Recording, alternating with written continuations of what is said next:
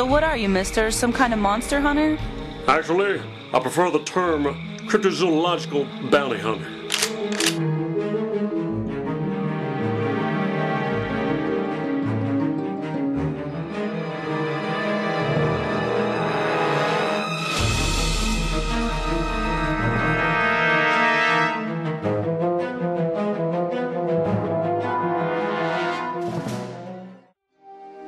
Momo stands for Missouri Monster. There are a good number of beasts that have been reported over the years that are said to fit into the classification of Missouri Monster. Some of these include wild cats, feral hogs, and even stranger creatures such as alligator fish, giant centipedes, and something they call booger dogs. Then again, to most folks, a Bigfoot type creature is the first thing that comes to mind when someone mentions Momo. Bigfoot. Bigfoot, Sasquatch, Momo, Skunk Ape, Yowie, Yeti, Yeren, Almas. Many names are given to the hairy, half-human-like bipeds that have been witnessed and yet remain elusive for decades, if not centuries. Do these creatures represent a missing link between man and ape, or modern man and primal man? In 2003, the discovery of the remains of Homo floresiensis caught everyone off guard. Legend of a similar creature known to the natives of Flores was said to have existed till late in the 19th century. There are countless legends of monsters in human form, big and small, as many cultures also have folkloric references to elves, gnomes, fairies, sprites, dwarves, and other small human-like bipeds. Some scholars believe these tales of little people reflect primal recollections, perhaps of a time when Cro-Magnon and Neanderthals coexisted. But there is nothing diminutive about the creature we know today as Bigfoot. Reports often indicate similar stimulus, a terrible odor, occasionally a high-pitched scream, and the rare glowing eyes also referenced. Skeptics say that the existence of such a creature is virtually an impossibility.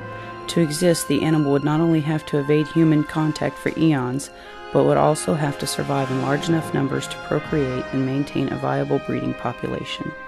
Despite sightings all over the world for decades and even centuries, only ambiguous evidence has ever been brought forth. There is also conjecture that proposes that the creature isn't merely flesh and blood, but some paranormal force in nature. And there are even a few reports linking Bigfoot sightings with UFO sightings. In Pennsylvania in late 1973 to early 1974, close to 600 UFO reports were cited, coupled with 118 hairy humanoid sightings by 245 witnesses. Such reports seem to mirror traditional accounts marrying werewolves and witch balls or orbs. Almost every Native American language contains a word or reference to a giant ape. The film footage and now famous frame capture photographed by Roger Patterson and Robert Gimlin in Northern California in 1967 are the most recognized Bigfoot images to date. Experts and skeptics alike recognize the authentic qualities of the images. Numerous studies and comparisons have concluded that the Patterson film, if fake, is likely the most convincing fake from any paranormal field, including the recent attempt at staging an alien autopsy. The creature in the footage moves as if it is real flesh and blood. The creature dimensions in relationship to the manner of movement completely destroy man in a monkey suit theories. It is certain that science and skeptics will all be studying the footage and searching for answers to the Bigfoot mystery for many years to come. One local Missouri native told me about his own personal experience with the Momo Monster. Well, I'll tell you what, it's been a long time since I've been out here. I was 15 and we were camping. Used to keep a campfire right back in there. And that night, we just kind of let the campfire die down. We weren't thinking much of it. You know, it was pretty warm out. Full moon was out. There's no reason to have the fire. We started hearing something moving around. And 15-year-old boys, we weren't really thinking much of it.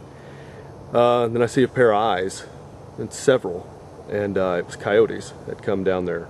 And we didn't know what to do. We didn't have a gun with us or nothing. Dad wouldn't let us keep one. We went camping, so we started picking up sticks, and we're waving sticks at these, you know, coyotes, and we're taking some of the embers out of the fire and kind of throwing them out there. And then that's when I heard something else. It's a weird sound I'd never heard before, and I looked over, and I saw old green eyes come out of the woods. Must have been about this tall. And most of those coyotes scattered right away. There was a weird smell too. I don't know what that was about. But she picked up that coyote, slammed her right into that tree over there, and then just dragged it off by the tail. Never looked at us, didn't care that we were there. I guess it got what it wanted and left. Recently, we took a trip to the Blue Ridge Mountains where we learned of another Bigfoot-like creature that lurks there. Not far from here, they found tracks from this critter. You know, out west they have their version of the Bigfoot, but here in the east and the foothills of North Carolina mountains we have the smaller version. It's called the knobby. And in Florida they have the skunk ape. But knobby has been sighted around here, and people just don't go out in the woods at night by themselves because knobby is powerful, and he will take you down in a heartbeat. And I'm not going to be the one to show you, but you're going to have to find out on your own.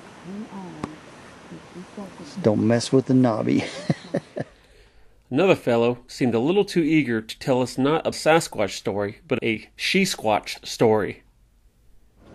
Well, I just got to tell you about this story. Me and my attorney, of course, you know, Jimmy the Shoe, and another compadre, which I don't want to expose his name, were down at the river, the North Fork to be exact.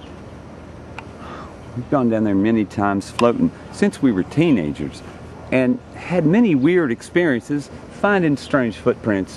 One time we were down there, and not only did we find footprints, but we felt they were following us. And we found this viscous material on the trail. I gotta tell you, it looked like, can I say that word? Viscous material? I think there was a she-squatch following us.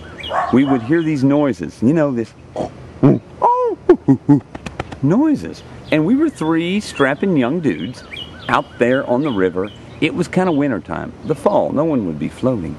But the trails in the mud and the strange viscous material, as if this she-squatch was, you know, at the side of us across the river. It was very strange, and it kind of put a real creepy feeling upon me and my compadres. I do not want to experience that again, but I will continue to go to that river until the day I die.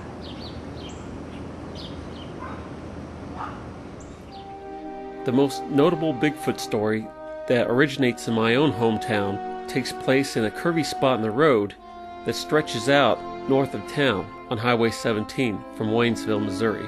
As the story goes, some people were in the car traveling north while they were encountering another vehicle traveling south. Just as they were about to meet in the road, they saw a tall, hairy creature standing there, frozen in the headlights. Just about the time they came upon the creature, it darted off as if to dive into the river nearby. Both parties came to a stop in the road, but then proceeded on. This incident was said to have taken place very close to the final caution sign as you're proceeding south on 17. When I was a kid, I had a cousin who told me about the Momo Monster legend, which incidentally had only been around a couple of years at the time. I thought the most memorable thing about the Momo Monster that made it stand out from the typical Bigfoot sightings was that Momo had been described as a Bigfoot creature, but with either a pumpkin-shaped head or maybe even a pumpkin forehead. I mean, that's pretty wild. Country folk do sometimes see the darndest things. Can I say that word?